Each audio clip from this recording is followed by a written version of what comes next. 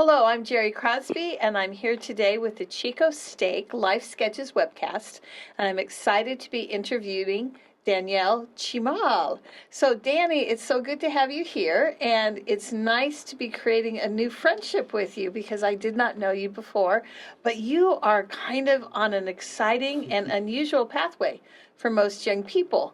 And we'll get down to that a little bit later, but let's start with your childhood. Can you tell us a little bit about growing up in Santa Maria? Yes, so Santa Maria, beautiful place in Santa Barbara County. But it's funny because I tell people I was born in Santa Maria. I grew up in Susanville when I was 20, and because I didn't mature, or I was still like a little kid throughout all my years, reckless even through my adult 19, 18-year-old years. But Santa Maria was pretty cool. It was literally did not go anywhere else. That's kind of where my family kind of settled, with me and my three other siblings, two sisters, one brother. And I grew up just not really experiencing any other place, except for maybe going to LA a couple times and all that. But it was cool because I was there since until I was 20, pretty much 20, that summer. And I grew up with a lot of people in church, school there, and just made a lot of really nice connections there that lasted and are still lasting, some of them. But it was a nice town. I call it like it's a small city kind of thing. I often compare it to Chico in a way because it has the same vibe, but mixed with San Luis Obispo, which was like 20 or 40 minutes from us because it had Cal Poly, so it had the college vibe. So when I moved down to Chico, it was kind of homey because I recognized parts where I'm like, this reminds me of Santa Maria. And then I get closer to downtown, I'm like, this reminds me of Slow, and all that. So, yeah. And you shared with me a little bit earlier that you have two siblings who were born in Mexico, and then you and one of your siblings was born here in the United States. So was there any difficulty for your family in making a national move like that, or did they kind of find their way seamlessly? How was that for you guys as an immigrant family? Pretty difficult. Don't want to get into all the details, but no, it's been, both my parents are both Mexican, so, they had their own personal struggles with as they're growing up. But no, it was a hard journey to transition here. First, my father came to work, and then when he had enough money, then my mother and my two older siblings were able to come. But yeah, they had their own struggles there, and all that. That's a hard choice. Oh yeah, and it's a big one too. Yeah. It's huge, and I'm glad your parents made it because we're glad that they're here and that you're here. But yeah, that's not an easy choice for any family to make.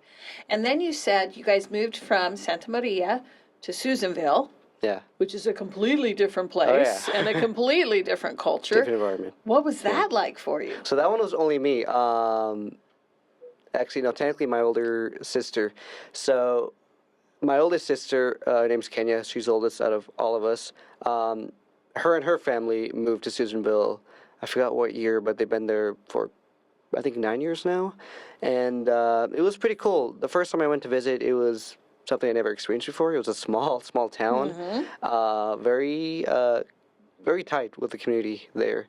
But no, the way I moved was I graduated high school in 2018. Did nothing for 2 years at all. I wanted to do music as a career, but I wasn't planning to go to school, so that was never going to go anywhere. And then one Christmas, my older sister Kenya, she came and was like, you know what, you're not really doing anything here. If you want, you can move and live with us up in Susanville because it'll help you get out of your bubble, get away from mom and dad, and it'll help you go into the college here because we have a friend who's in the church who works there who could help me with my FAFSA and all that because I'm technically first generation. Right. So I had no idea how to do anything like post high school in terms of graduation and even some basic other adulting kind of things like that. So when I moved there, that's why I tell people I was born in Santa Maria, but I grew up technically. That's when I became more of a grown up when I moved there because I got my my bank, like my first bank account, my real one there. Learned to drive, got my license there. Got my first retail job there because I was always working for my dad, but this one was more government based and all that. So yeah, it was pretty neat, but it was kind of hard because as I go back to visit, I realize, how did I manage to live 2 years here when there's nothing to do? Because it wasn't my vibe. And it took me like, it's like 6 hours away. Technically 7.5 unless you drive quickly like I do. But that's where I found out I want to do film instead of music. Going to Lansing Community College there. So it took me just a whole another part of California to figure out I wanted to do film. Even though in Santa Maria we had Allen Hancock Community College, which had theater and a little bit of film there, and it was right across our church building and institute. But it took me like, that's kind of like a pattern in my life. It takes me like a long time having to go further than I need to actually realize this is what I want to do, when I could have probably made the decision earlier. But that's something I realized was a lot of things are happening now is happening at the right time, according to Heavenly Father. So yeah, living in Susanville wasn't too bad. I met a really nice person there, became my best friend there for 2 years. I don't think I would have made it without her. Honestly, it was hard to be there when there's not much to do except for going to school and going to the theater whenever a movie came out. And yeah. Yeah, I think you need to be a little bit easier on yourself. You are not the first person who took a couple of years to figure out what you wanted to do with your life. And from my perspective, you're still just a puppy. Oh, thank you. Yeah. Yeah. But you've brought it up. Film. What an interesting decision, because that is not, that's not mainstream. It's not. It's very creative and artistic. What made you choose Chico State as part of that? Was it proximity, or did they have something particular about the program that you liked? Yeah. Well, it's funny because, it is funny because, I never wanted to do anything like office-based or even work for my dad. He built his own company, actually, moving furniture for clients, and I learned a lot while working for him, a lot of hard work, because doing film, depending on how much you want to put into it, is just as hard. Yep. So I'm grateful for that because I learned how to really push through things. But yeah, it's not the typical BYU, I'm going to do accounting or biology kind of thing. So Chico State was, her name was Tara. She was the family friend that they had up there who worked at the college. And I was in this program called TRIO. And they do these really cool university field trips. And I went to, I think this was my second one that I went on, and we went to visit Chico State for one of them. And it was only 2 hours from there, which wasn't too bad. Right. But I remember at the time I applied to CSU Dominguez Hills and Northridge down in LA, but I didn't really feel comfortable. I just decided to apply there because I was just about to finish community college within that May. And this was probably March at the time when we went. And so I was just in a rush to find somewhere so I wouldn't lose that momentum of let's not stop because then I won't get back on and all that. But I remember we went on that trip and I loved every single thing about it. The campus, the community around it. And also I looked up to see if they had an institute building and a church there. They did. And luckily institute was right 5 minutes off of campus. And then the third thing was a movie theater. Had to make sure they had a pretty decent one there. And then I remember just I think halfway through the tour, I asked the tour lady hey, do you have film here? And she didn't even know.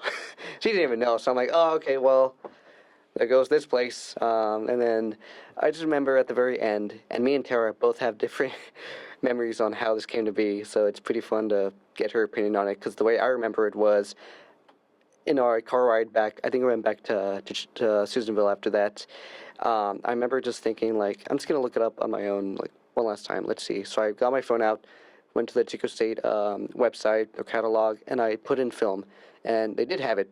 It was just under media arts, with an option in production or criticism, but either way, they had it. It was just under a name I had no idea for, but it's pretty standard in other places, because I looked into BYU, actually, and UVU as possibilities. Now, BYU has a good filmmaking department. Oh, yeah. I didn't know at the time, but it's Yeah. also under the same name. I just didn't find it at the time, and I think it was probably for a reason, because as soon as I found it, in that moment, I remember me and Tara I was in the front seat with her in the vehicle, and we just felt like this is the place.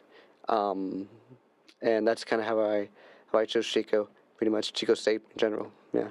That's wonderful. Well, like I said, we're glad you're here. Thank you. I So love it. that's a Yeah. good thing.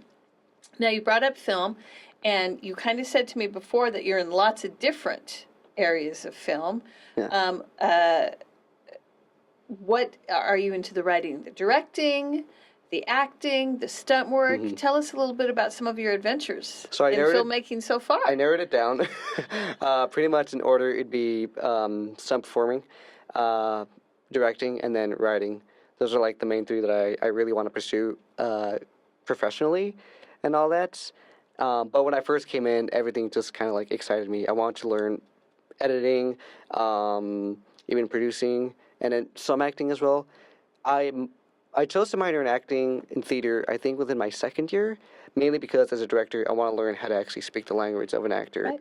know how they feel, how they think, to better direct them and to get a better performance of whatever I want and how to portray that. It's really hard though. But yeah, pretty much I love the stunt performance, stunt work, and all that. Even though I'm a bit of an amateur, did not have any training at all. There's this beautiful, awesome class called Movement for Actors, and in there we learn how to just towards the last, I think, 4 or 6 weeks, we learned actual stage comment for stage plays and all that, how to act properly, and it transcoded to film essentially, same principles. And then I took screenwriting 1 and 2, which is cool because if you take the first one, you write only the first 30 pages of a script, like the first act. If you take the second class, then you get to finish the script and you have a full completed script ready to go. And that was also really neat because I learned how to better write stories, characters, and all that. And it's really, really hard because, well, I do like to write my own stuff. I still hate to write. And that's something normal that our professor taught us was you got to find what makes you want to write. If it's during the morning, at night, reward yourself with this. I'm still finding my momentum there, but when it does happen, it's just starting. That's the hard part, and that's something we always told people in our film club. Starting is the hard part. So don't just be a talker. You got to do something, and you got to start somewhere. Yeah, as an English teacher, I don't like writing either, so I totally understand that. I can do it, Yeah. but that doesn't mean I'm going to enjoy it. Yeah, some people could just do it. Some others, it takes motivation. I'm one Yep. of those who needs a lot of motivation to do it. Yeah. But it's fun that you're so interested in stunt work, though. Yeah. That's also unusual. Have you had any opportunity to do any in either local movies or your own movie production or on stage stunt work? What have you had an experience with so far? only in my films. Yeah, my first one was in 2023 fall. That was my first time that I wrote, directed, and starred in my own like narrative short film. I did a little music video the past my first year, but this is my first one that had like a story, and then it had some fighting involved because that was the same semester I took the movement class when I learned how to stack things and how to do rolls and falls and slaps, and it was a lot of fun. So I took that immediately and put it into this film, and I remember my first stunt for that film was I did a fall in the beginning where I just with technique, you just, you go on the ground.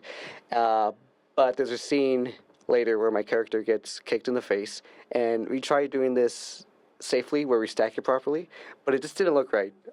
So I ended up just telling my actor, hey, just kick me for just do it. Not full force, but like enough to where like, we could see that there's something going on there. And yeah, it's in the short film. If you put it in slow-mo, you could see my face jiggle from the effect. It doesn't look that hard, but and it didn't hurt as much, but it was just enough to see that, yeah, that was like legit. But I think that's why I like to put myself in my own films, because that was the first one. I did another one that second semester, and then my last one just this past my senior year, this past spring semester. I like to put myself in my own shorts because I love to do action. I love to do those fight scenes. And I used to do choir in high school, and the first time I ever was on stage was talent show of 2015 talent show. I had to play piano, but it was cool because I felt nervous. There was a lot of like shivering and tension there because I was playing in front of people, but at the end of it, when I finished just playing a song, it's people clapping, and I was like, I've never felt that before. Like, what is this feeling? Show business and all that. And so then once I decided I'm not doing music, let's do film, that's more kind of like behind the scenes kind of thing. It's not as theater where you're like on stage. And I never was good at acting or speaking in front of people as much. So that's why I was like, I never thought I'd do that. But then when I did film and realized I want to do action specifically because it's a lot of fun. It's entertaining. It's moving. It's not as boring as some films could be, especially a short film made by a student. There's a lot of hard ones to sit through. That's why I was like, I want to make something really like as entertaining as possible, you know, while it's still unique and hopefully unpredictable. Even though I like to follow cliches at the moment, our professor in screenwriting, our screenwriting class taught us first, write the script to the hero's journey first, because if you try to experiment right away, it's going to be a mess. And so that's why for these films, they've all been kind of pretty much direct for the most part. But that's why I like to put myself in them, though, because as a stunt performer, even though I'm an amateur, I like to put myself in those situations where I don't want to ask someone to do this because I don't know if they'd feel comfortable, nor if they are okay of taking any actual injury for it. But I still try to do everything safely, and I like to put myself in it because I like pushing myself to do that, to do something that would be entertaining for the other person, because I'm willing to do it. The second stunt I did was I got tossed over a rink at Calskate, actually. We got permission to film there, Funland Calskate, and I got tossed over the rink and had a fall on the floor. I landed we did it 7 to 8 times. The last 2 or 3, I didn't catch myself, so I just fully landed on I think it was the right shoulder. And for 2 months, I couldn't sleep on that side. It just started hurting after that day was done, because then the adrenaline just wore off. And that was in the morning, too. But then the last one I did more recently, in my last film, Snappers 85, that was kind of the cherry on top. That was like a combination of everything I learned, because it was my senior film, technically. That one, I did a couple, but the big one was I got hit by a car. As safe as possible. That's a big one. Yeah, and we actually did it right here outside the Stake Center. You got hit by a car at the Stake Center. Yes, that was mainly And what did you say the name of this film was again? Snappers 85. Snappers 85. Yeah. Where can we go to find your films? Oh, yeah, plug-in, that's right. You can find this on my YouTube channel or Instagram, which also links to it. Summerlandian Films.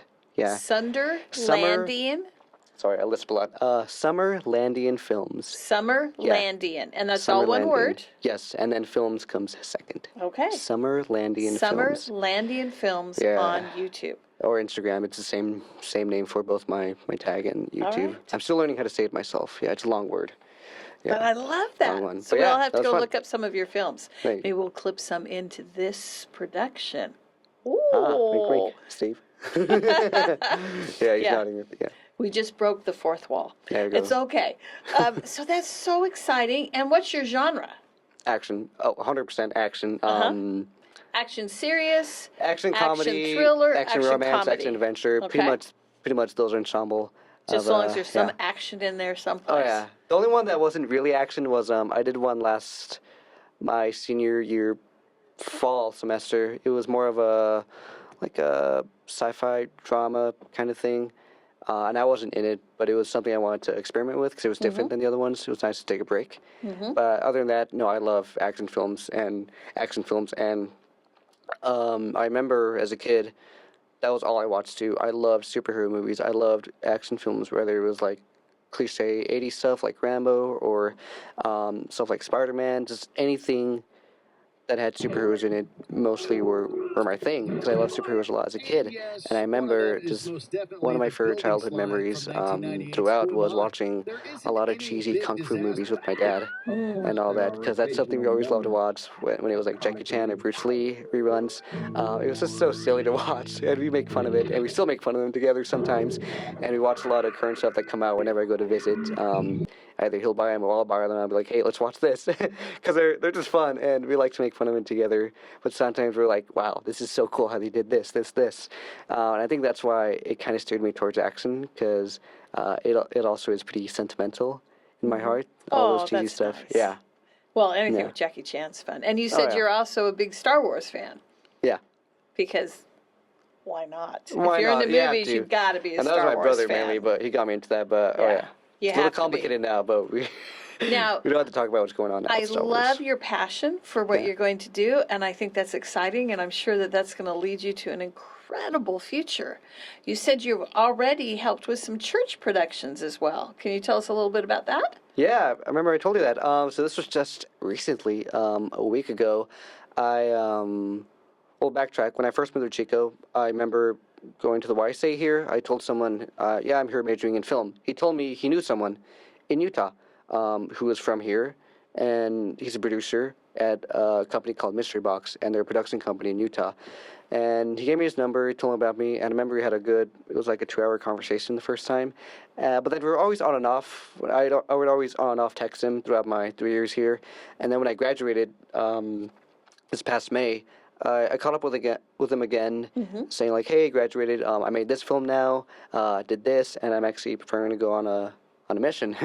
And so then we got to talking a bit, and then just he texted me like, "Hey, by the way, we're doing this church production for the church for Easter. I think that's all I could say. But it's 2 weeks. If you want to come, it's end of August. You're more than welcome to." I'm like, that'd be so cool. So I couldn't go the first week, but I told him the last week I could make because I could take off work in time by then and make my plans accordingly. So yeah, I went, which is great because I got to see my other sister who lives in Draper. I haven't seen her or her family in 2 years. And so even my nephew, she has a nephew who's now, oh, how old is he? He's turning 3 in December, so he's 2. But I didn't see him, and last time I saw him, he was born, like just a few days. So it was cool because I got to go there to finally see my sister and her husband, my niece, my nephew, in their new place because I was staying with them. So it was really cool because I not only got to get actual experience on a professional narrative set of sorts, but also got to see them that whole week. And it was cool because it was a lot of work. First off, I was only there as a PA, production assistant, which is the pretty much the lowest thing you could do. But you can learn a lot. You can learn a lot as a PA, and I learned so much more than probably my 3 years combined at Chico State. But Did it make you love it even more? Yeah, no. At first, like I was nervous because I didn't know what to do until someone told me. I'm a very cautious person. So a PA is a production assistant. It's the lowest role you could have on any kind of crew set, but they're crucial. We did a lot of we did water runs for crew and cast. It was really hot in Utah. The weather there is always shifting. Get them snacks. We did something called lockdowns. I think it's what it's called, where whenever we're filming in a certain part of a set, they want us to just spread out and make sure we repeat when they yell action, camera rolling, cut, so that anyone who's walking by can know to be quiet or be aware because it's really sensitive equipment there. And yeah, it was pretty good. I learned a lot. But to see a full production underway like that, it was overwhelming. Must have been like next level from what you could do at university. It was That's really awesome. Yeah, because what we're used to, and one of the biggest things I took away was people have one job there. Whatever their job is, that's the only thing they're doing. In college, we were doing so many different things. Like I tell people, I wrote it, I directed it, I'm in it. The whole cliche kind of ego trope that people say. But there, whatever your job is, because you're getting paid now, you're in union or not, that's your thing you're focusing on. You don't have to also focus on this or that. It's just your one thing, which is nice because in college, we only have so many people, so many resources. We're not getting paid. It's all voluntary. So we had to take on these other roles to make it happen, So that's one thing I'm like, it's kind of nice. It's a lot of moving parts, but you're only focusing on your part. I didn't have to move anyone else's equipment unless they wanted us to because of union rules and liability. So, we only set up the stuff that we had as PAs for clients or other people, stuff like that. So that was something I learned a lot was, when you get in there, whatever you specialize in, that's what you're going to focus on. So I think that's why I'm trying to choose stunt work to really focus in, at least to get my foot in the door, and then later direct long term. That's my dream. I am super excited and cannot wait to watch your first full-length film that you're going to be in or direct or something. But you've also shared a spiritual side of your life. And you said that there's been a number of miracles in your life recently. Can you talk a little bit about that? Yeah, so it's so funny because I grew up in the church, all my siblings did, but it's interesting because I kind of took it for granted all the time as a kid. We had more people in our ward, more youth activities, constant trips to the temple and a whole lot of stuff that up here, a little tricky because there's not a lot of folks here. Um, so I kind of took everything for granted growing up, and I wasn't as spiritually tied to everything Mm-hmm. per se. And for a while, I used to say I was kind of jealous of converts because at least they're a bit older when they come to learn the gospel when they decide to get baptized. I was baptized at 8, which I was happy for and I'm grateful for. It's just that yeah, I didn't really fully mature spiritually till much later. And Susanville was kind of a start to that because that's when I grew up more in the world. So like doing um, things to keep myself surviving in a way. But it's hard because I was also like it was one of my best and also one of my worst 2 years up there, just like growing spiritually. I was really being molded up there, and it's like the refiner's fire. Being in Susanville for those 2 years was really my refiner's fire. It was a hard time up there, and that was slowly a build up to my spiritualness because when me and Tara both had the feeling like, yeah, this is the place I need to go to. Looking back at my 3 years in Chico State, I'll be honest, it's not the best program for film for a lot of reasons. But our film club was fantastic, and I learned a lot through there and met some wonderful people that I'm still in contact with now. But for my major, I feel like it wasn't the best as I wish it would have, as like something to obviously in like probably UCLA or New York. But then again, it's a whole different level. But looking back 3 years, spiritually, I achieved so many things that I never even thought were actually possible. I didn't really have hope as much when I first came here in terms of certain things, but it really was a place I needed to be to find the people who were here, my friends I made, my bishop. Um, I started writing in a journal, I think this past year alone, actually, because that's when a lot of the miracles happened more um, just it happened really quickly and all at once. I've had little things here and there, but this my senior spring semester was probably the craziest that it's ever been. But I've yeah gone a lot here. I progressed a lot more throughout my 3 years here. But it a lot of stuff that happened this semester. I keep saying semester like I'm still in school. It's hard to get out of it. But this whole last year, 2025, up until that point, I've done a lot of things except one thing that was missing was going to the temple as often. And luckily, we have the Feather River Temple in Yuba City now. But while I was still progressing, I still wasn't as active going to the temple as much. And then things happened my whole senior year, starting that fall to eventually 2025, where things were kind of getting a bit hectic, and I was almost treating film as an idol, my film club as an idol, all of that. But then there were some certain circumstances that kind of stopped me from, first off, participating in the club, um, and just going on a spiral down for my spiritualness. I had another kind of hard time that winter. Actually, once we got off of school, things got really hard because things were happening at school, things were happening with me. And I remember my bishop invited me when I came back to Chico after visiting home.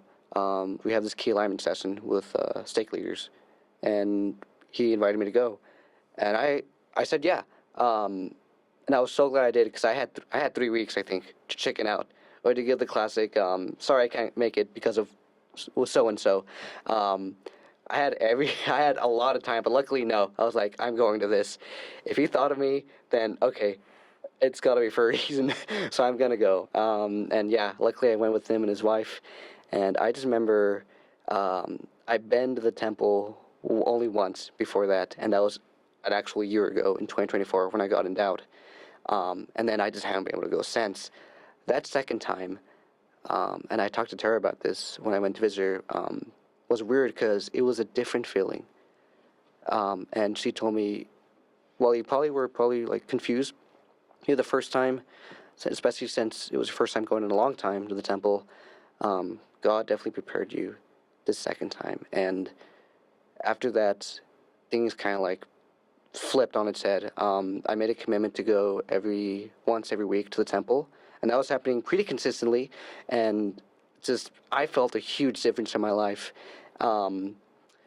And yeah, because unfortunately, I won't go into detail, but there are things that happened at school that really kind of like um, just made me kind of fall from from the club because I used to run it, and something happened to where I no longer was, and then yeah, I got humbled so quickly from that. But looking back at it, if it wasn't for that, it wouldn't have led me to that state of being humble to really to find myself again and to rely on the Lord. And yeah, it was an intense last half of my senior year because so many things were happening. Snappers 85 was happening over the course of 3 months, and that was my biggest production yet. And then spiritually, I was doing a lot more now. And a close friend of mine, his name's Greg in the YSA, one day we were playing pool. And he was like, "This is like you're like Super Danny right now. I've never seen you like this before." And I remember just he asked me like, "Hey, have you thought about admission, like serving again?" And I'll be honest, for the past 3 years, my bishop has always asked me whenever we've talked, like, "Hey, so a mission? Yeah, no." I was like, "Yeah, I'll pray about it." No, I was always biased towards no. I'm older now. When I moved here, I was 20. I was 22. I'm like, yeah, no, I'm too older now, and now I'm doing film. I want to do this now. As soon as I graduate, I have this plan. But when I had that talk with Greg, just like it was like a month in when all this happened, for the first time ever, I felt a desire. I'm like, you know what? I wouldn't be opposed actually. Like, if I were to go, maybe it wouldn't be a bad thing, even at 24, and now I'm 25. But it was really crazy because it was a roller coaster still that semester. Like, I learned a lot of things, and then still things happened. So it was always ups and downs, ups and downs. And the mission was strong in my head for that first half. Then it went away as the school semester progressed. But then as I got closer to graduation, then it came back. It came back creeping and a lot more powerful.